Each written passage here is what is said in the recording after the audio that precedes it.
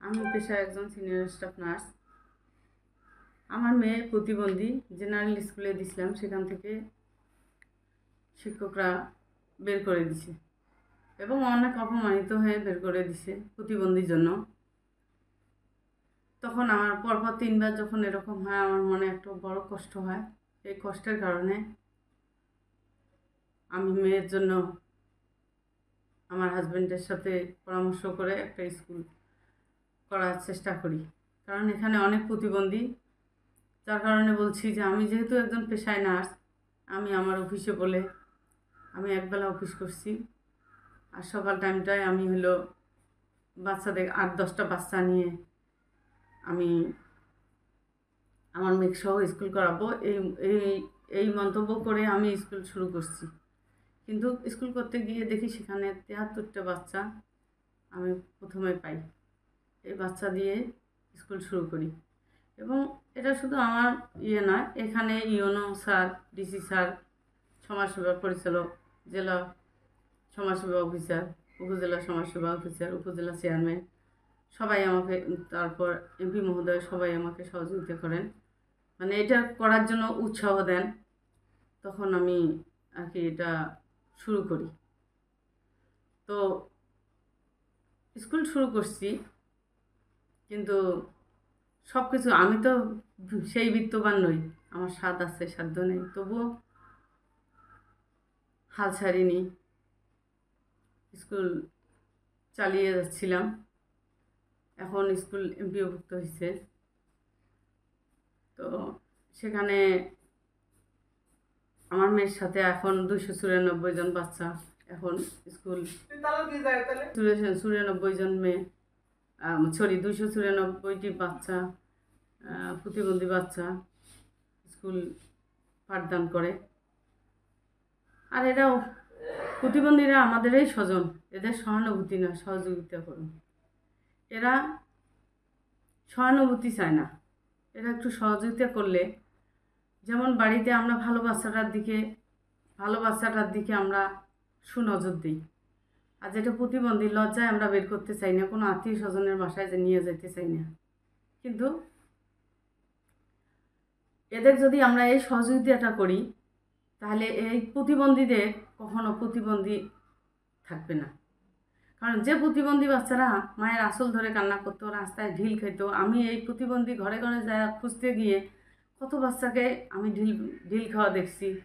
মানুষ পাগল বলে করছে, চুল টানছে, থু দিছে, আমি তাদের পাশে গেছি যে এরকম করে কেন, একে মারা যাবে না, এরাও তোমাদের মতো ভালো মানুষ, এ বলে আমি ওদের কাছে টেনে নিছি। তাদের গার্জিয়ানদের সাথে আমি সেখানে গিয়ে পরামর্শ দিছি এবং বলছি আমিও প্রতিবন্ধী বাচ্চার মা, আপনার বাচ্চার মতো আমারও মেয়ে আছে, আমার মেয়েকেও সাথে নিয়ে গেছি।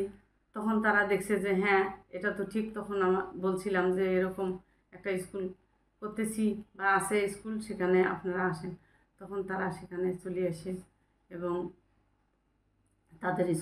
তাদের বাচ্চা আমাদের ওই স্কুল থেকে পিএসসি পাস করে এবং তারা একটা শুধু বাচ্চা আমার বি পাইছে, আর যে কয়টা বাচ্চা যতবার পিএসসি দিছে ততবারই এ মাইনাস, বি এগুলো পেয়েছে। কারণ সেখানে আমার শিক্ষকরা কিন্তু তাদের স্পেশাল চাইল্ডরা শুধু একা একা গিয়ে পরীক্ষা দিছে। তারপরে ইনশাল্লাহ আল্লাহর কাছে আমি অনেক খুশি, যে শুক্রিয়া যে আল্লাহ আমার এই প্রতিবন্ধী বাচ্চারা যারা নিজের ভাতটা তুলে খেতে পারে নাই, 1 টাকা চেনে নাই, 1 পয়সা চেনে নাই, শুধু মাটি চিনত, মানুষের ঢেল আর পাগল পাগলি বলতো, তারা এখন সেলাইয়ের কাজ করে, তারা অনেকের বিয়ে হয়েছে, ডিগ্রি পড়তেছে, তারপরে কেউ কেউ আবার মানে সেলাই কাজ করতেছে, কেউ সাংসারিক কাজ করতেছে, কেউ ব্যবসা করতেছে। তো আমি অনেক গর্বিত, কারণ প্রতিবন্ধী বাচ্চা আমাকে যখন দেখে, দূর থেকে দেখে, দেখার পরে যখন বলে, যারা সালাম দিতে পারে না তারা শুধু বলে, দূর থেকে বলে আপা অ্যাক্টিভ, আমার তখন মনে হয় গর্বে বুক হয়ে যায় যে আমি কোন জগতে আছি। আমার ভালো বাচ্চাটার চেয়ে আমার মনে হয় যে এই প্রতিবন্ধীরাই এরাই মনে হয় সবচেয়ে ভালো, এদের চেয়ে ভালো আর মনে হয় কেউ নেই। এদের সালাম সেলুট যখন পাই, তা আমি আল্লাহর কাছে অনেক শুক্রিয়া যে আমার একটা প্রতিবন্ধী মেয়েকে আজকে তার পিছনে ইয়ে করতে গিয়ে আমি অনেক প্রতিবন্ধী বাচ্চা আজকে সহযোগিতা করতে পেরেছি, এবং তাদের আমি শ্রদ্ধা পাই, দোয়া পাই, আল্লাহর কাছে আমি এই শুক্রিয়া জানাই। আর সবচেয়ে আজকে আমার যেটা আনন্দের বিষয় সেটা হলো যে আমি কল্পনা করতে পারি নাই যে আমি এই বাংলাদেশ না, সুদূর প্রত্যন্ত অঞ্চল থেকে, যেখানে মানুষ বলে ওকি গাড়িয়াল ভাই হাকাও ভারি সিলমারির বন্দর, সেই সিলমারির বন্দরের এক বউ, আমি পেশায় সিনিয়র স্টাফ নার্স।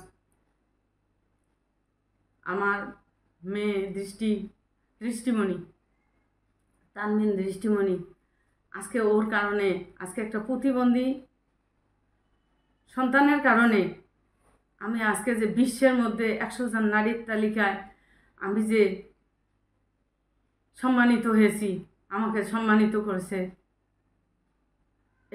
এই আনন্দ ধরে রাখার আমার বলার মতো কিছু নেই, কারণ এই ধন্যবাদ এটা পাওয়া আমার নয়, এটা পাওয়া বিবিসি এবং বিবিসি পরিবারদের এবং সাংবাদিক পরিবারদের সবার পাওয়া।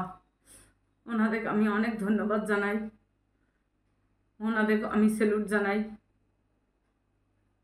ওনারা এই প্রতিবন্ধীদের, আমি এই গ্রাম অঞ্চলের মেয়ে, ওনারা যে আমাকে এই গর্বিত করছেন, আমার এই প্রশংসিত করছেন, এবং আমাকে যে এই 100 জন নারীর তালিকায়, বিশ্বের 100 জন নারীর তালিকায় আমাকে যে রেখেছেন, এটা সম্পূর্ণ আল্লাহ তাআলার অশেষ রহমত। এবং মানুষ হলো উপলক্ষ, তাই এই উপলক্ষটা হলো আমার বিবিসি।